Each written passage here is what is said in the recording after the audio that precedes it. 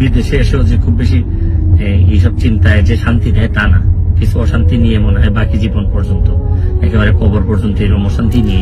আমার জীবনে আমি অনেকগুলোই ভুল সিদ্ধান্ত নিয়েছি, আর যে ভুল সিদ্ধান্তের কারণে আজকে আমাকে এইভাবে দেশ থেকে পালিয়ে আসতে হয়েছে। কখনো ভাবিনি যে আমার সাথে এমনটা হবে। প্রিয় দর্শক, নিউ ইয়র্কে গিয়েও কোনোভাবেই যেন শান্তিতে নেই ব্যারিস্টার সুমন। কি জন্য তার এই অশান্তির কারণ হলো আজকে এ বিষয়ে বিস্তারিত তুলে ধরব। আমার জীবনে অনেকগুলা ভুল সিদ্ধান্ত, ভুল কাজ আছে আমার জীবনে, আমি মানুষ হিসেবে অনেক ভুল করছি। ব্যারিস্টার সুমন গত 6 মাস আগেও জনগণের কাছে অনেক বেশি ভালো একজন মানুষ ছিলেন। তিনি জনগণের কল্যাণকর কাজ করতেন, সবসময়ই করেও আসতেন। কিন্তু এই ব্যারিস্টার সুমন নিজেকে রাজনীতির সাথে জড়িয়ে যেন শেখ হাসিনার দালালি করতে যেয়ে এখন ফেসে গেছেন জনগণের কাছে। তাই তো ব্যারিস্টার সুমনও আক্ষেপ করেই বলতেছিলেন, আমার জীবনের সবচেয়ে বড় ভুল সিদ্ধান্ত ছিল কোনো দল করা, আবার সেই দলের হয়েই কথা বলা।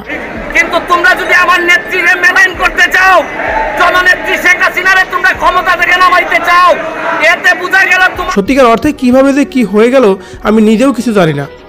আমার তো চিন্তা ভাবনা ছিল অন্যরকম, আমি মানুষের সেবা করব, কিন্তু তা না করে ছাত্রদের দুঃসময়ে আমি সরকারের গুণ গিয়েছি, সরকারের পক্ষ নিয়ে কথা বলেছি, অথচ সেই সরকারের কারণেই আজকে আমাকে দেশ ছাড়তে হয়েছে।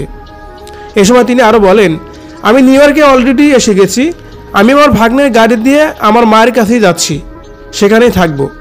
এসে পৌঁছাইছি, এখন নিজের ভাগ্নার গাড়িতে করে আমাকে আমার বোনের বাসা থেকে নিয়ে যাচ্ছে, আমার মা যে বাসায় থাকেন এই বাসায়।